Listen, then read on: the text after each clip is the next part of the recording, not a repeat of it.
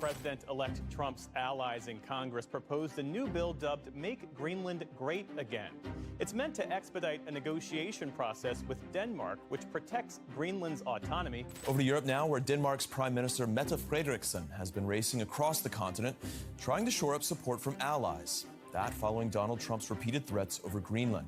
President Trump says the United States needs Greenland for international security. The president insisting that the U.S. must control the semi-autonomous Danish territory.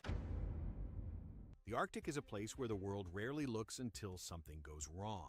Long stretches of quiet, long winters of stillness, long distances where news feels slow. But this morning, something broke the silence. Not loudly, not dramatically. Just enough for the people who pay attention to feel the shift. It began with a short statement from Copenhagen, a few carefully chosen lines from Denmark's Prime Minister, commending the people of Greenland for staying composed under extraordinary external pressure. She didn't elaborate. She didn't need to. Everyone knew where that pressure came from. For weeks, the United States had been circling Greenland again, a familiar interest returning with sharper edges.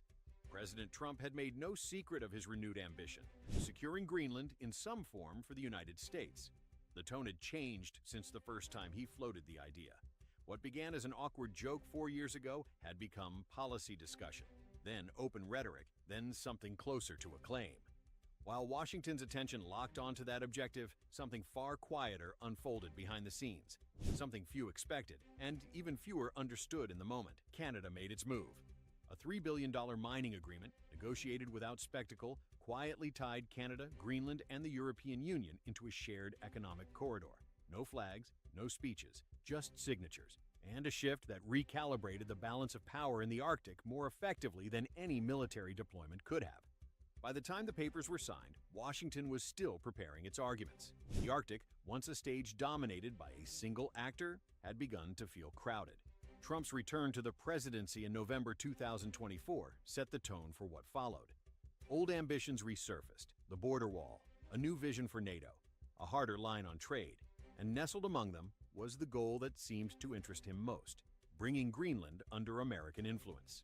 By early 2025, the language in Washington had changed. Discussion shifted from access to ownership, from cooperation to control. In a high-stakes address to Congress, Trump spoke of Greenland not as a partner, but as a necessity. A piece of the map the United States had a right to, because geography demanded it. Inside the West Wing, the National Security Council revived old documents, relics from the Cold War. One detailed how the U.S. once planned to seal the Arctic gap from Soviet submarines. Another traced the evolution of the Thule radar belt, suggesting updated protocols for missile detection. These weren't symbolic papers, they were operational, and they pointed to one conclusion. Controlling the Arctic meant controlling Greenland. But military maps were only part of the story. Beneath the island's ice lies one of the world's largest reserves of untapped critical minerals, the kind that power electric vehicles, aerospace systems, advanced weaponry, and renewable technologies. Rare earths, niobium, graphite, zirconium, resources measured not in tons, but in decades of global demand. Alongside them, vast stores of oil and natural gas still locked underground. In Washington, these were described as strategic imperatives. In Nuuk, they were described with another word, ours. Greenlandic leaders responded quickly and without hesitation. One called Trump's language surreal. Another described it as disrespectful. A senior official addressed the issue directly. Greenland is not for sale. Denmark backed that position in full. A joint statement from Copenhagen and Greenland's coalition government clarified the matter with no diplomatic cushioning.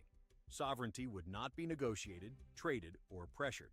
But while Washington and Copenhagen exchanged statements, something else was happening at a much quieter pace: the reshaping of Greenland's economic future.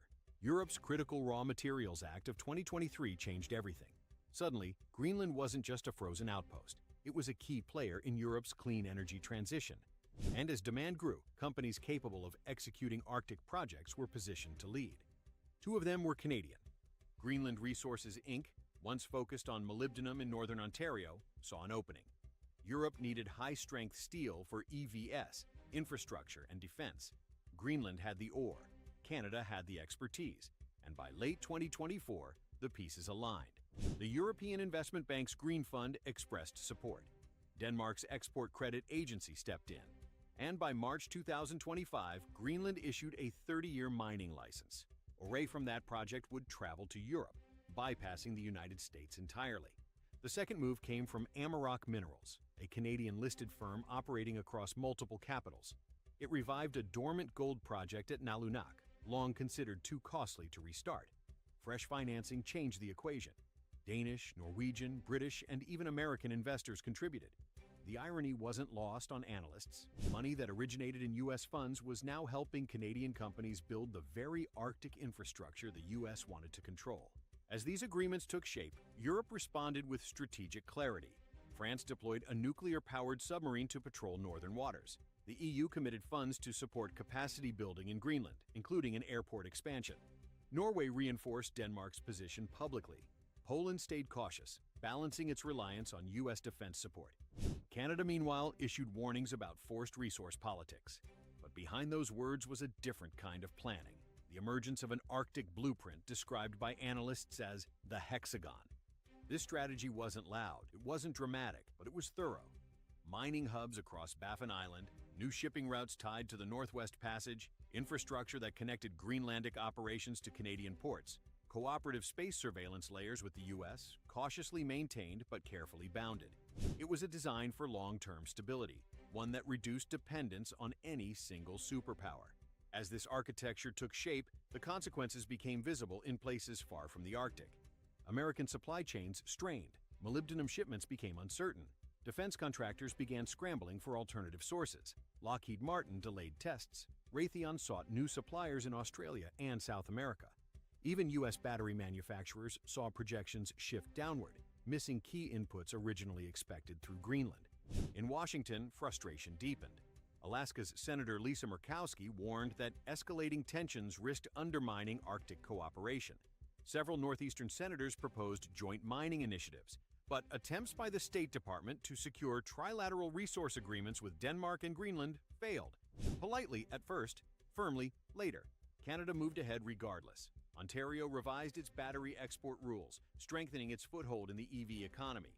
Engineers and energy executives began discussing floating LNG platforms in northern bays, projects aimed squarely at European markets. Germany, still searching for stable, non-Russian energy sources, expressed early interest. As the region shifted, Greenland's own financial outlook changed too. Revenue flowed not just from molybdenum and gold, but from copper and silver, byproducts feeding into Europe's hydrogen and renewable technologies. That money funneled into Greenland's national fund, strengthening its path toward greater autonomy.